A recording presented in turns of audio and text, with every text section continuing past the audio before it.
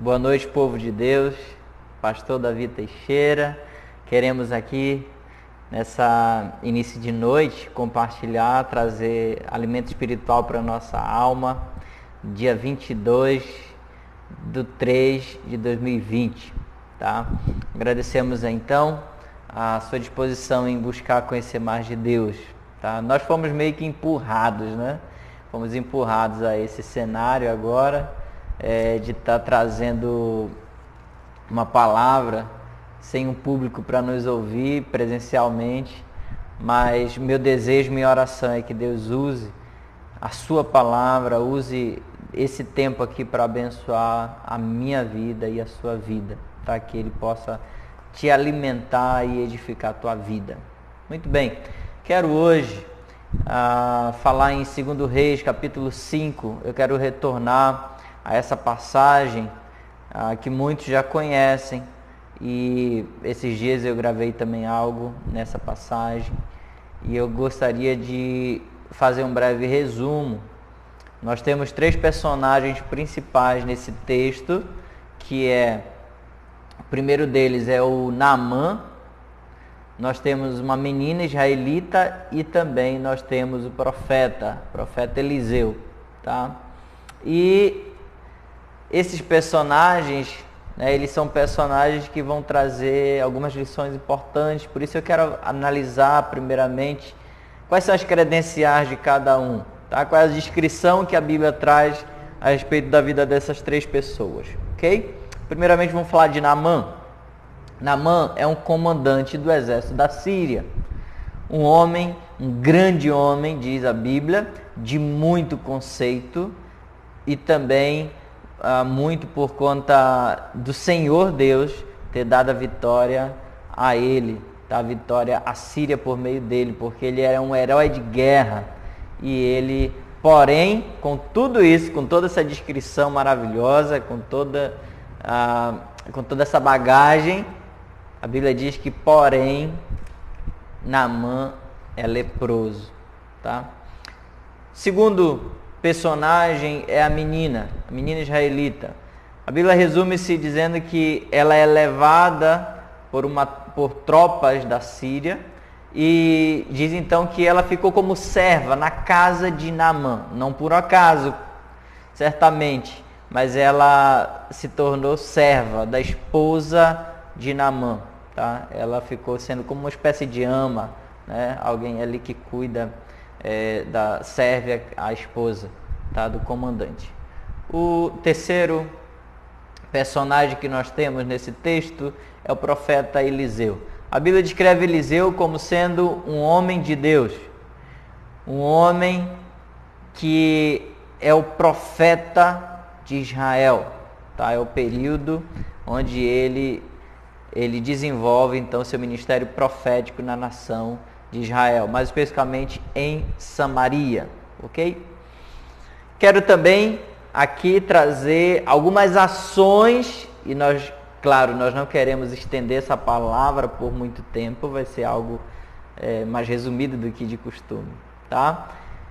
Mas a ação desses personagens, tá? Primeiro vamos falar da menina, que ela tem uma ação importantíssima e uma ação que muda todo o cenário na vida do general Naamã, general de guerra, tá? Primeiro, a menina, ela testemunha a sua fé.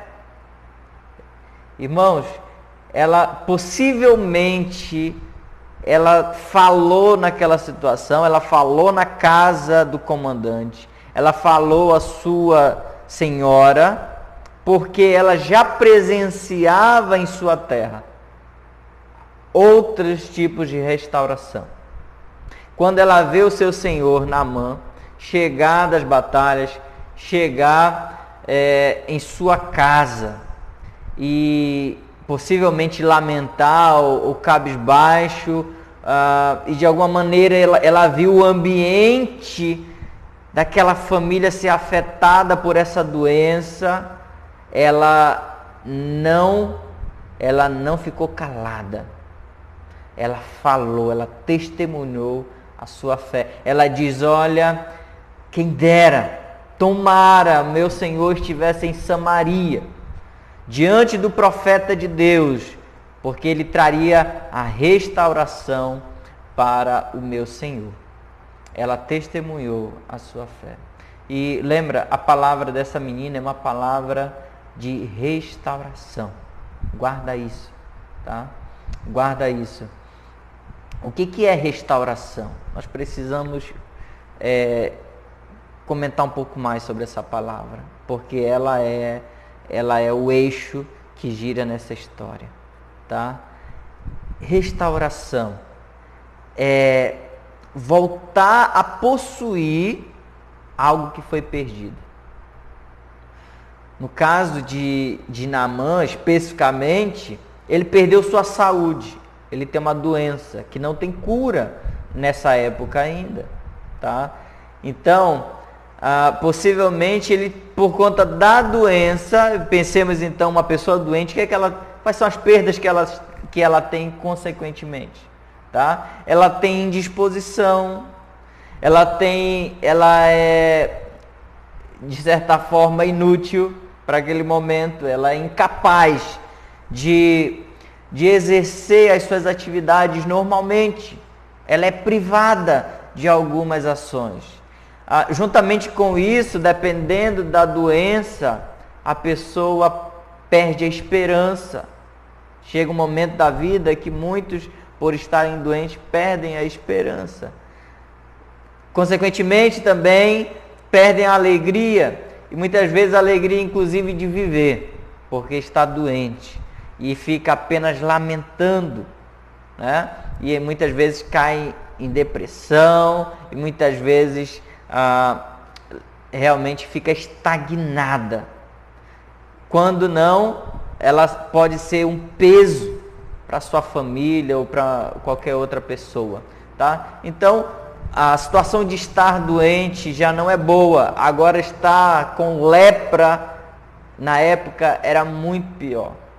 E essa garota, quando ela vê esse estado, esse ambiente na família, ela então toma uma iniciativa.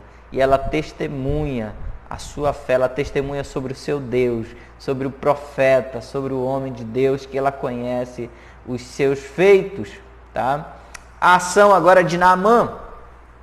Naamã, quando recebe essa notícia de que é possível ter cura, de que é possível restaurar a sua saúde, de que é possível ele ter um convívio normal como antes, ele então ele vai até o seu rei, e o seu rei manda uma carta, dá uma carta em sua mão, e Naamã então vai rumo a Samaria, a Israel, e ele então pega alguns cavalos e carros de guerra, e ele monta uma comitiva, e ele vai também, juntamente com tudo isso, ele leva presentes. O rei dá presentes, ele dá talentos de prata, são 10 talentos de prata que ele leva também 6 ciclos de ouro e 10 vestes festivais.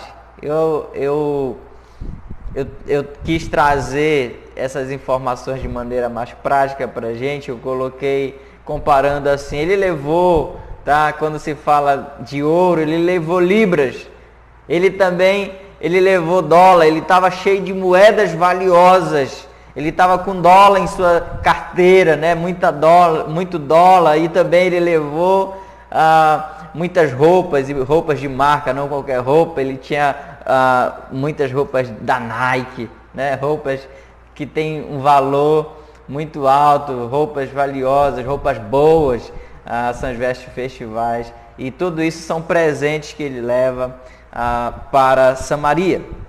Versículo 5, versículo 9, então, nos traz essas informações. Eliseu,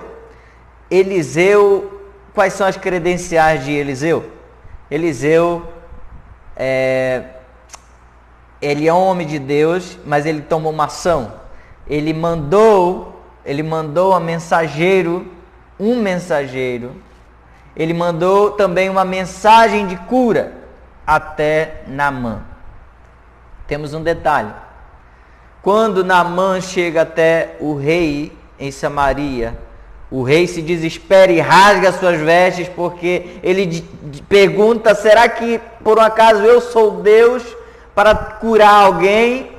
E quando o profeta Eliseu fica sabendo que o rei rasgou suas vestes como um sinal de alarme, algo grande aconteceu, algo inclusive desesperador, Eliseu manda dizer: ô rei, por que tu fizeste isso? Manda que ele venha até mim, porque ele vai saber que em Israel existe um profeta de Deus, o homem de Deus está aqui, tá? Claro que essa não é uma atitude de arrogância, nem de prepotência de Eliseu, porque ele está falando que existe o profeta de Deus, mas ele quer exaltar o seu Deus, ele quer dizer: olha, vem, porque aqui existe um Deus verdadeiro em Israel, e aqui nós estamos representando a ele, por isso manda ele vir até mim. E quando Naamã chega com toda sua comitiva às portas da casa de Eliseu, ele recebe um mensageiro e ele recebe uma mensagem de cura e de restauração, uma mensagem que mudaria toda a sua história e toda a sua vida. Porém, não foi como ele imaginava. Ele não foi como ele imaginava, tá? A mensagem, qual que é a mensagem de Eliseu? Ele manda seu servo Geazi dizer o seguinte: olha, para você ficar curado da lepra, você precisa mergulhar 7 vezes nas águas do Rio Jordão e tu ficarás limpo. Não foi isso que o Naamã esperava, não foi isso que Naamã, quando estava a caminho em seus cavalos e carros de guerra, ele não estava pensando em algo tão simples. Ele imaginou: quando eu chegar lá em Israel, eles vão me receber, porque eu sou um capitão, eu sou um homem, um grande homem, honrado por meu rei, por meu povo, e eles vão me receber também com tamanha honra, e algo sobrenatural vai acontecer. Por isso, nós queremos fazer algumas considerações. A mensagem de Eliseu, irmãos, a mensagem de Eliseu, ela pode ser comparada com a mensagem do Evangelho. A mensagem do Evangelho que traz a revelação da graça de nosso Deus, que traz a revelação do amor de Deus, da restauração de Deus. A mensagem de Eliseu é essa mensagem, uma mensagem gratuita. Romanos 6:23 vai dizer que o salário do pecado é a morte, mas o dom gratuito de Deus é a vida eterna por meio de Cristo Jesus. Gratuita. O presente de Deus para o homem não tem preço, é gratuito. O homem não consegue pagar o preço que era devido. Tá? Mateus 10:8 também vai dizer que de graça recebestes, de graça dai. Lá Jesus diz para os seus discípulos: olha, vocês podem expelir demônios, vocês vão poder ressuscitar mortos, vocês vão poder dar vista aos cegos, vocês vão fazer grandes coisas, porque vocês receberam isso de graça. E também da mesma maneira que de graça vocês receberam, vocês vão ter que dar de graça.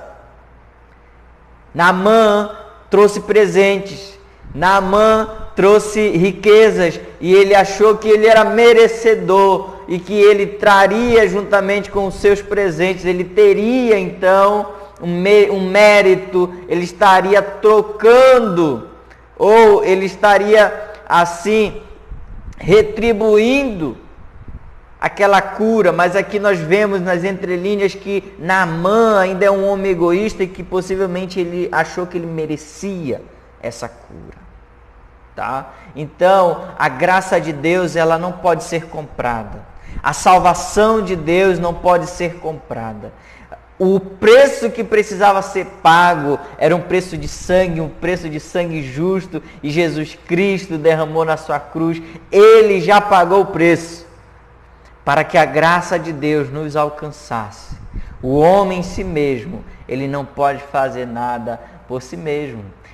A palavra que Eliseu traz, ela é gratuita, mas ela também é uma palavra de restauração, de cura, como nós já falamos. Isaías 53, mas ele foi ferido por nossas transgressões e moído por causa das nossas iniquidades. O castigo que nos traz a paz estava sobre ele, e sob as suas pisaduras nós fomos sarados. Tá? Então é por conta de Cristo ter recebido o castigo que era para ser nosso. É por conta de Cristo ter sido moído por nossas transgressões. É porque nós podemos ter cura. Nós somos sarados por meio dos ferimentos de Cristo. Irmãos, essa palavra de graça, ela precisa ser pronunciada, ela precisa ser testemunhada, ela precisa ser expandida, ela precisa chegar em lugares distantes, ela precisa ser declarada pela minha e por sua boca. Nós somos aqueles que temos a mensagem de vida eterna, a mensagem de salvação. O Eliseu é um homem de Deus, por isso ele tem uma palavra de cura e uma palavra que restaura. A mensagem do Evangelho também é assim. Ela cura o homem no seu mais íntimo e ela restaura, ela faz tudo novo. Ela traz aquilo que nós tínhamos perdido, a salvação. Ela traz de volta a reconciliação com Deus, a comunhão com o Pai que nós perdemos lá no Éden. Ela pode te dar uma nova vida, uma vida em abundância, meu querido. Essa é a mensagem de restauração e de cura que o Evangelho nos traz. Nós também temos aqui a resposta do Naamã em relação a essa mensagem. E ele dá duas respostas. General, a primeira delas é uma palavra, uma resposta de indignação. Por que indignação? O Naamã não recebeu as honras e a cura, a maneira que ele esperava, segundo o que ele projetou. Ele até gostaria de ser curado, mas ele gostaria de um show. Ele diz, poxa vida, eu imaginei que esse homem sairia e que ele clamaria aos céus e que ele levantaria suas mãos e que ele colocaria, né, suas mãos sobre mim, oraria, clamaria a Deus e Deus fosse me trazer a cura. Ele gostaria de um espetáculo, de algo sobrenatural da parte de Deus. Essa é a primeira resposta. Ele sai indignado, a Bíblia diz. Ele dá a meia volta e sai da presença de Eliseu porque ele está indignado. Porém, ele tem alguns oficiais que lhe dão um conselho. Eles dizem meu pai em sinal de respeito e dizem assim: se o profeta pedisse algo mais difícil, você fazer sacrifícios e de repente percorrer longos caminhos, ou sacrificar, né, algo precioso, enfim, abrir mão de coisas que você tanto ama, talvez você faria por conta da sua vida, por conta da sua saúde. Já que ele está pedindo algo tão simples, por que você não obedece? É o conselho. Homens, né, próximos, conselheiros, isso é especial, isso é importante, isso é valioso. Né? E Naamã, quando ele diz assim, ele estava pensando, né, ele disse, sei lá, na minha terra tem alguns rios com águas muito mais limpas, muito mais cristalinas, por que eu não posso tomar banho lá, me mergulhar naqueles rios e precisa ser do Jordão? Mas ao ouvir essa palavra, esse conselho, ele recebe, é a segunda resposta que ele dá em relação à mensagem que ele ouviu. Ele recebeu a mensagem e ele agora está disposto a obedecer. E ele crê na palavra que o profeta lhe deu. Romanos 10:10, irmãos, vai dizer, pois com o coração se crê para a justiça e com a boca se confessa a respeito da salvação.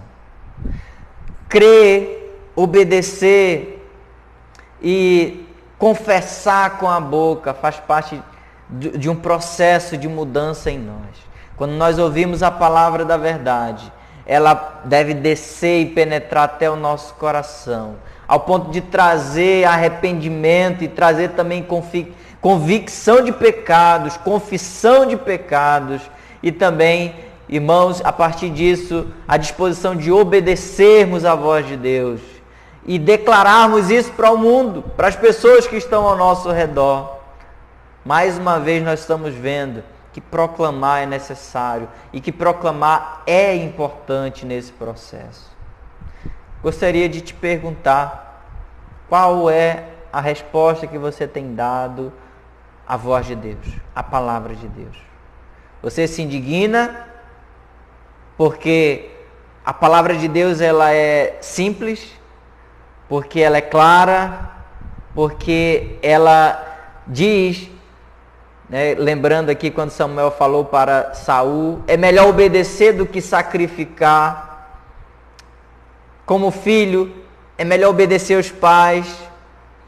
Como marido, é bom tratar a esposa com amor. Como esposa, a palavra nos diz para estarem submissas a seus maridos. Como discípulos, que nós precisamos levar a mensagem de reconciliação. Como luz do mundo, como testemunhas, nós precisamos proclamar as verdades de Deus, sendo testemunha tanto aqui, quanto ali, quanto acolá. A palavra de Deus, irmãos, ela é simples, ela é direta, ela é cristalina. Meus amados, como nós temos respondido à palavra do Senhor? Você se indigna ou você crê e obedece? Tudo mudou na vida de Naamã quando ele tomou a decisão de obedecer.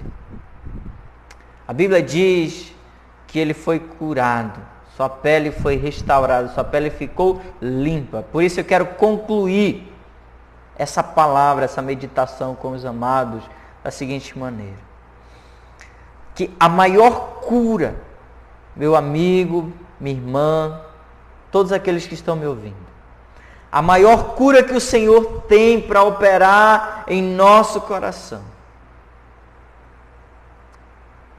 é convertê-lo. A cura que o Senhor tem para operar em nós não é somente uma cura física, na visão, na morte, restaurando uma doença, nos protegendo de uma doença. A cura maior que Deus quer realizar é em nosso coração. Ele quer transformar o nosso coração. Ele quer tirar toda a escuridão, todas as trevas que há, todo o pecado que há em nosso coração. Ele quer liberar perdão sobre nós. Ele quer fazer novo todas as coisas. Por isso, arrependa-se dos seus pecados. Arrependa-se do seu mau caminho. Humildemente, busca o perdão de Deus. Humildemente.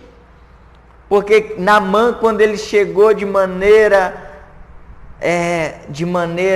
prepotente, orgulhosa, ele não alcançou nada de Deus. Isso afastou ele de uma nova vida, de uma cura.